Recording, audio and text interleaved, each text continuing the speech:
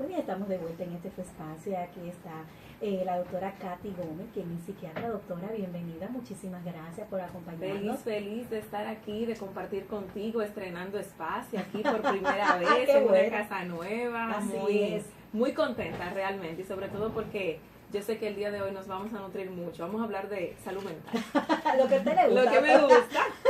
Qué bien. Doctora, vamos a hablar entonces de la esquizofrenia, un tema, bueno, que la gente no tiene tanta información al respecto y tanta esquizofrenia lamentablemente que hay, que se desarrolla. Es un temita sumamente interesante, importante, ser portavoces de todo esto.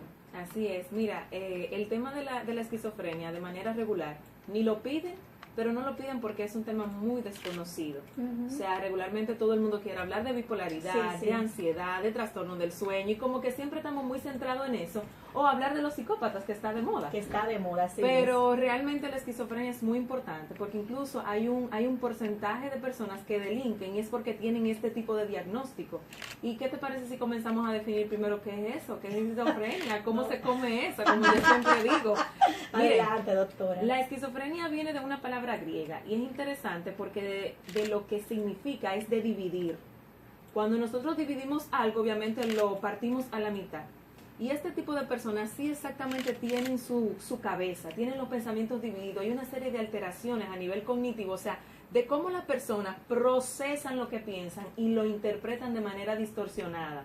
Y obviamente eso ya tiene una repercusión en lo que es la percepción, cómo yo veo todo mi entorno. Claro.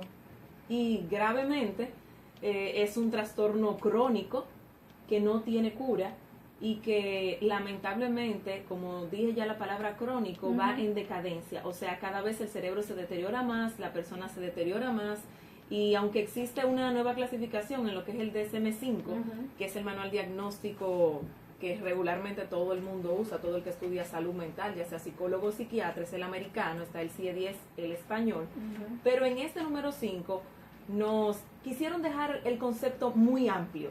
A mí me gusta más utilizar el 4, el anterior, porque el anterior me da ciertos parámetros de yo clasificar en qué tipo de esquizofrenia la persona está, y eso me da a entender incluso el pronóstico de esta persona. O sea que es sumamente interesante el hecho de que podamos conocer qué es la esquizofrenia. Claro, así es. Doctora, ¿cuáles son las causas que puede llevar a que una persona desarrolle esquizofrenia? Mira, la gente siempre me pregunta cuál es la causa y cómo se desarrolla. Y aquí está lo interesante. La esquizofrenia es multifactorial. Ya sí se sabe que hay una serie de componentes y de una parte genética que viene con la persona y que de una u otra forma el ambiente tiene una gran importancia, porque es como cuando yo no soy diabético, pero entonces yo tengo una mala alimentación, tengo un sinnúmero de cosas que hace que mi organismo no responda de la misma forma. Entonces viene una desestabilización y la persona termina con diabetes, por ejemplo. Exactamente igual pasa en el cerebro. El cerebro se maneja bajo sustancias, esos neurotransmisores. Lo que las personas mayormente conocen es la adrenalina, porque cuando tú te prendes, tú estás como potente y como que está en pila y todo eso. Pues hay más cosas en nuestro cerebro. Está la serotonina, que maneja nuestras emociones también, está la noradrenalina y un sinnúmero más de neurotransmisores que, como su nombre lo indica, transmiten una información de neurona a neurona. ¿Qué pasa cuando eso se desestabiliza? ¿Por qué? Entonces la gente me hace la pregunta luego, y entonces aquellos que son depresivos, ¿cuál es la diferencia? Si son sustancias también cerebrales. Bueno, es que unas aumentan y otras disminuyen. Exacto. O no están en la misma proporción, pueden compartir síntomas, pero no son iguales, porque uno va a tener una manifestación psicótica, o sea, fuera de su realidad, donde va a estar teniendo unos síntomas que muchas veces son hasta patoneumónicos, específicos de esa enfermedad, de esa condición mental, y otros van a tener otra sintomatología, por lo tanto se utilizan medicaciones indistintas y eso lo hace diferente. Exacto. Doctora, los factores de riesgo, ¿cuáles podríamos? Usted habló, por ejemplo, de la familia, del ambiente, pero ¿qué otros factores asociados podríamos encontrar? Tengo que entrar ahí porque hay una teoría muy interesante sobre la esquizofrenia que tiene que ver con la metodología de crianza, que es lo que nos da el síntoma de ambivalencia. La ambivalencia lo que significa en un esquizofrénico es que estas personas aman y odian a la vez. Si ustedes tratan de hacer el ejercicio, como estamos sanos, es imposible tener ambas cosas en nuestro cerebro. O amo en un momento, o después me siento mal, pero no al mismo tiempo. ¿Qué sucede y cómo se va creando en esto? Sobre todo porque es más frecuente en varones. Eso le iba a preguntar. Es más propicio, las estadísticas muestran que en varones que pueden comenzar teniendo una edad joven, adultos, o sea que es interesante esto, es mayor en varones. Qué bueno, porque son de las pocas enfermedades que le dan más a ellos que a nosotros. Nosotras más en ansiedad, más en depresión, más en estrés, más en todo. Pero esta le tocó a ustedes, varones. Lo lamento, pero nada, vamos a esperar que todo pueda fluir de manera adecuada. Bueno, pero nosotros también tenemos trastorno, ¿verdad? Que nosotras somos las más... En la mayoría, amiga, o sea, déjeme decirle la realidad. Si vamos a hablar de trastorno de personalidad, se menciona un límite. Ahí estamos las mujeres. Ella es una histriónica, lo vimos en la televisión cuando hablan de los mismos comunicadores relajándose entre ellos. O sea, todos somos nosotras, pero también sin nosotras no hay vida. Entonces, es interesante que nos tomen en cuenta. Pues te decía que, por ejemplo, cuando le damos una orden a un niño, Mira cómo vamos creando esa ambivalencia en el cerebro de la persona y cómo se comienza a enfermar nuestro hijo o nuestra hija. Le decimos, mira, no te voy a dar la galleta ahora, no me puede comer galleta. En el día de hoy eso está prohibido. Pero resulta que llega una visita y tú le dices, saca la galletica para que le brinde y coman galletica. Y tú me dirás, eso es algo tan simple, pero el niño no tiene la capacidad de computar que llegó una visita y que mamá no le está cediendo la parte a él, sino que está cediendo esa amabilidad, ese recibimiento, esa parte social que debe desarrollar. Simple y llanamente ha entendido que se le dieron dos órdenes a la vez. Claro. Y eso comienza a tener efectos en sustancias de nuestro cerebro. Y eso es muy importante, porque muchos padres tienen este tipo de acciones. Eso es una de las teorías sobre la ambivalencia. Otra de las cosas son los apegos. Los apegos patológicos. Cuando hablamos de apego es porque tú y yo podemos crear un vínculo saludable con los demás. Ahora, cuando mi vínculo está dado por el rechazo, por el abandono, y aún así yo sigo pegado a esa persona y esa persona no tiene ningún tipo de relación conmigo, entonces comienzan también a dañarse mis emociones, y a medida que mi cerebro, yo le permito ser dañado por mis emociones, él se enferma, vamos a decir, en toda esa sustancia, y eso al volverse permanente, entonces ahí viene el trastorno. ¿Qué otras cosas también me pueden afectar? Estrés. Claro. Un estrés prolongado. Está demostrado ya científicamente, cuando nosotros le hacemos un estudio de imágenes como una resonancia magnética, se ven esos desgastes. Hay personas con 30 años y parecen de 60 o de 70 años. Entonces, todo este tipo de cosas pueden darme un desarrollo más rápido de la enfermedad. La enfermedad, como les dije, es triste, pero hasta el momento no existe ninguna cura, porque es como un diabético, como un hipertenso, es una enfermedad del cerebro. Claro. Doctora, la prevalencia de esta enfermedad. Mira, la prevalencia, como te decía, es mayor en hombres, y se dice que alrededor de 21 millones de personas alrededor del mundo, sufren de esquizofrenia. Pero yo entiendo que es que estamos subdiagnosticando. Exacto, puede ser, sí. Porque muchas veces la primera sintomatología de la esquizofrenia puede parecer un depresivo. Un depresivo en una situación psicótica. O sea, una serotonina que está sumamente baja, que es la que me mantiene parte del equilibrio en mis emociones, si me estoy riendo, si estoy triste o si lloro, todo eso lo hace ella. Pero la dopamina, que se encarga de regular esa parte ya de un pensamiento más claro, donde yo tengo un proceso adecuado e interpretación, también puede verse alterada. Imagínense que esta esté alta, muy muy alta, y entonces se activan otra serie de mecanismos a nivel de nuestro cerebro y comienzan los síntomas psicóticos. Pero regularmente una persona en depresión es un síntoma afectivo, porque está triste, pero puede decir, porque estoy oyendo voces, veo que nadie está oyendo voces, y la enfermedad puede manifestarse de esa forma. Tenemos que esperar un tiempo prudente. Claro, para el diagnóstico. Para el diagnóstico. La literatura incluso nos habla de unos 6 meses de clínica para que se cumplan todos los criterios de diagnóstico, entonces colocar el diagnóstico. Claro, estamos hablando con la doctora Katy Gómez. Señores, los teléfonos de cabina 809-539-8850 y desde el interior 1-809-206-116. Un tema muy interesante, la esquizofrenia. La doctora Katy Gómez, psiquiatra, cuando lo está exponiendo, óyeme, magistralmente, doctora, usted sabe mucho. No, que va. Y se ve como que le encanta todo este tema. Señora, cuando uno está trabaja, ¿verdad? En el área que le gusta, que no es un trabajo ya, porque Así uno es. lo disfruta.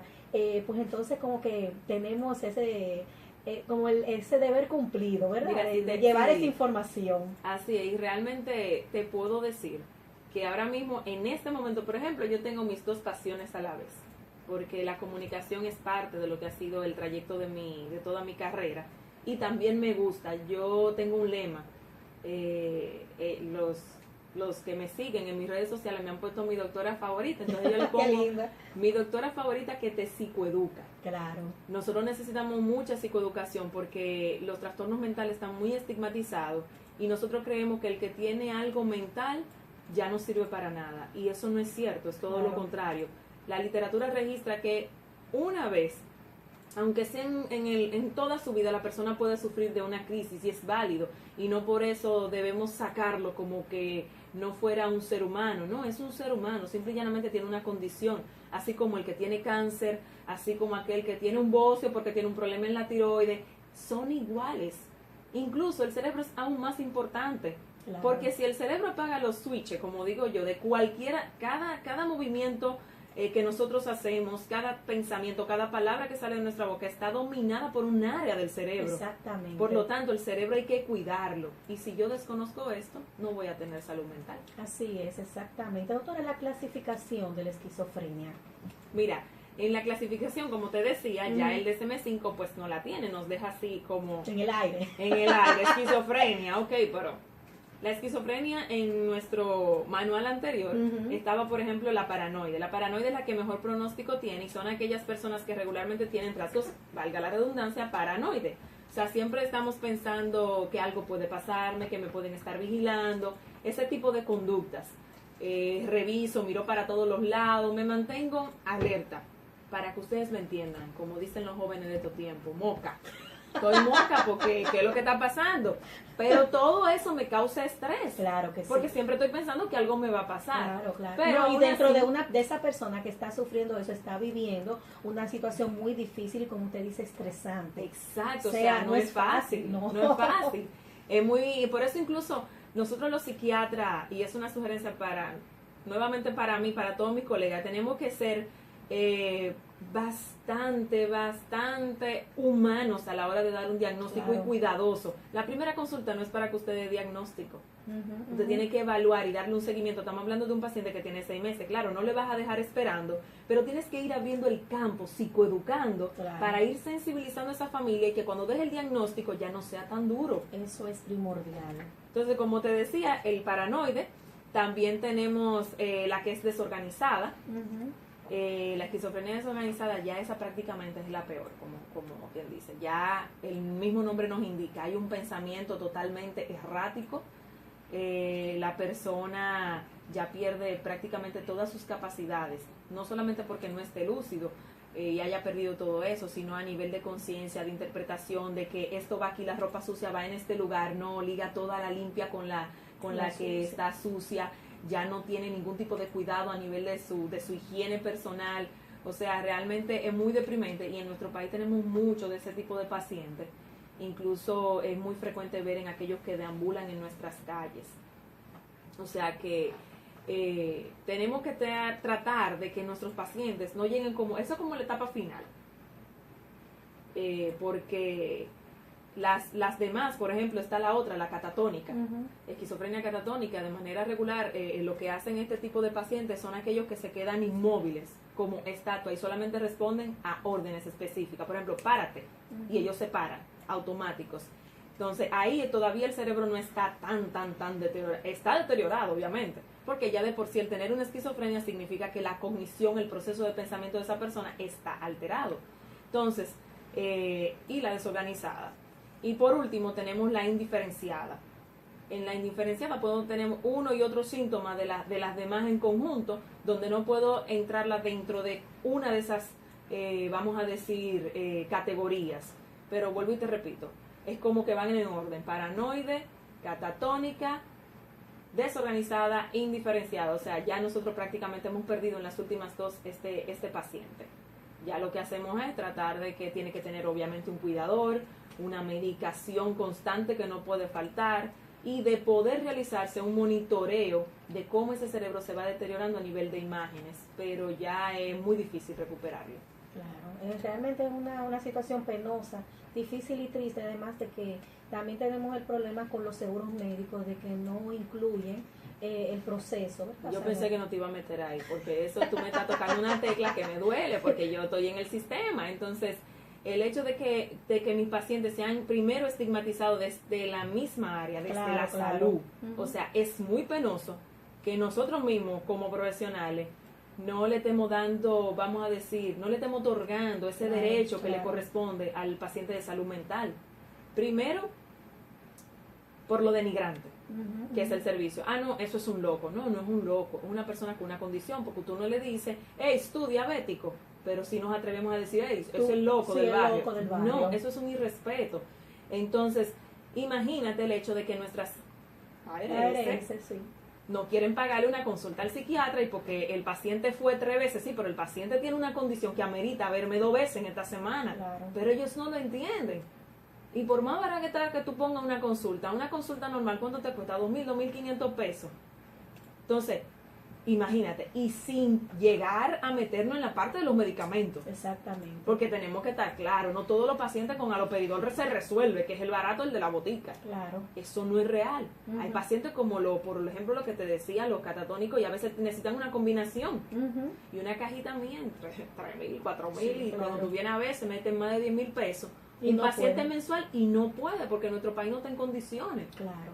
Entonces, realmente necesitamos seguir avanzando en el área de salud mental, pero sobre todo, vuelvo y te repito, es la humanización lo que nos hace falta, esa desensibilización, esa estigmatización, todo eso tenemos que seguirlo trabajando y levantarse las voces de mis colegas, juntamente obviamente con la mía, para poder entrar en esa lucha, porque nosotros queremos beneficios, porque estudiamos mucho y porque hemos pasado mucha lucha para llegar a ser médico, yo estoy de acuerdo, pero nosotros elegimos servir. Exactamente, que es la base, claro. O sea que ahí está la principal, cuando tenemos claro que lo que vamos a servir, tenemos que dar un servicio, aún en el hospital o en el centro privado o en su consultorio, donde usted quiera, tiene que ser de calidad. Claro que sí, así es. Bueno, doctora, vamos a ir a una pausa comercial y retornamos, señores, con más de este interesante tema. Estamos de vuelta en este espacio, estamos conversando con la doctora Katy Gómez de la esquizofrenia, un tema sumamente interesante. Doctora, estuvimos hablando de la clasificación de la esquizofrenia y mencionó un punto importante sobre cómo a veces se siente la persona, pero sería bueno retomar eso para que así las personas entiendan. A veces hay mucha burla en torno al tema, cómo es vivir con este trastorno, los altibajos de la persona, cómo se sienten. Mira, de los testimonios que he podido escuchar de mis pacientes, muchos de ellos no es tan fácil, porque recordando la sintomatología de los esquizofrénicos, sobre todo cuando se trata de alucinaciones, las auditivas son las más frecuentes, no significa que las demás no existan. Hay táctiles, o sea, a nivel del toque, del roce, y también hay olfativas. O sea, cuando huelen ciertas cosas que realmente no están en el ambiente, en menos de un 10%, pero aparecen y no podemos descartarlas. Aún así, este tipo, como son tan raras, nosotros mandamos a hacer nuestro estudio de resonancia magnética por si acaso no existe alguna parte neurológica y como parte de la batería. Pero recordando todos esos síntomas, imaginémonos por un momento cuando nosotros nos desesperan los ruidos, pero estos ruidos, esas voces son constantes y son de dos tipos, o de comando o de crítica. Imaginémonos una voz el día completo diciéndonos a nosotros, tú no sirves para nada, tú no sirves para nada, esto y aquello, o sea, el día completo. A nadie le agrada estar con una persona que te critique todo el tiempo, imagínate tenerlo en tu cabeza. O peor aún, levántate y mata a esa persona que te viene a matar, aquellos paranoides.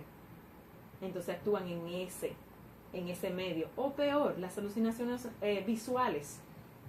Es una vida sumamente terrible, la persona se deteriora. Por eso te decía que muchas veces se puede confundir al inicio con la depresión, porque cuando ellos comienzan a darse cuenta que se están saliendo de la realidad, no lo quieren admitir, pasan por la fase normal de cualquier persona cuando tiene algo malo, que es la negación.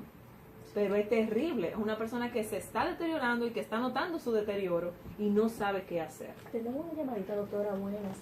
Parece que se cayó.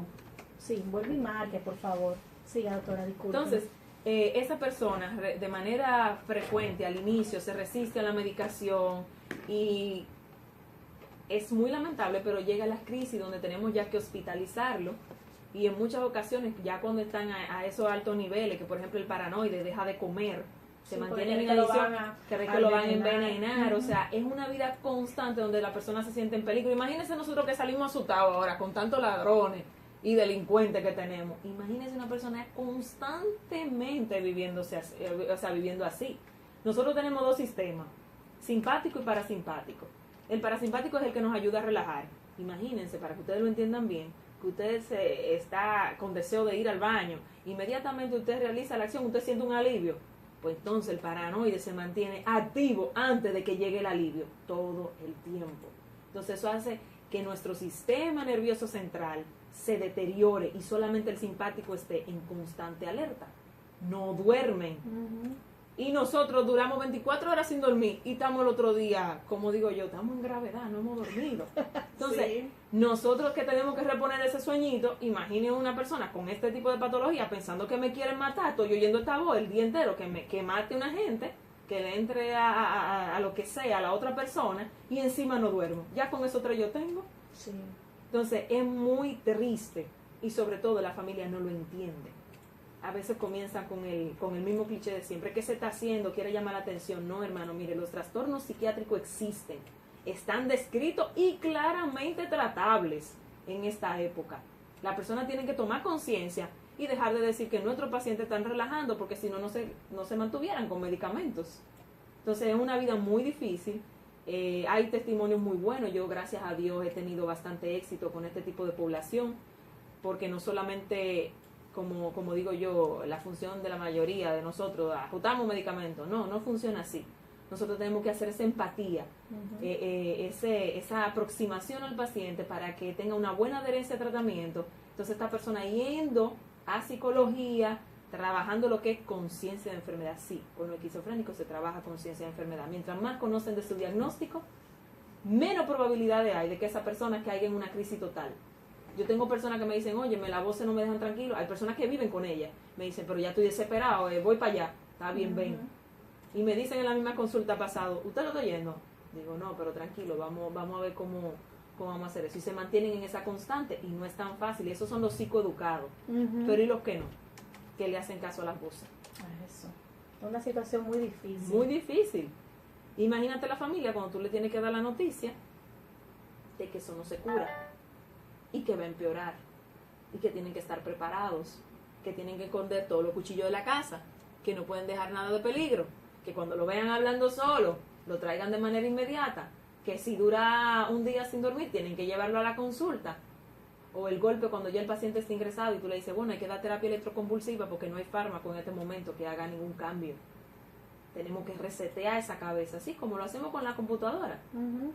Con uno la conducción eléctrica necesaria para ese cerebro. Y no es tan fácil, es muy doloroso, por eso es que no se da diagnóstico en la primera consulta. No, claro. Hay que preparar a esas personas para poder recibir ese diagnóstico, porque muchas veces desde que llega a la consulta yo digo, wow, esto es una esquizofrenia. Desde que usted lo ve. Desde que llega a la consulta, tienen ese aspecto. Entonces, muy penoso. Claro. Doctora, entonces la familia, con el proceso de que a veces dice que se está haciendo el paciente, de que no es, pero ya en un momento determinado, que ya sabe que se da el golpe con la dura realidad, porque llega un momento en que es evidente de que es la situación así. ¿Cómo se siente esa familia?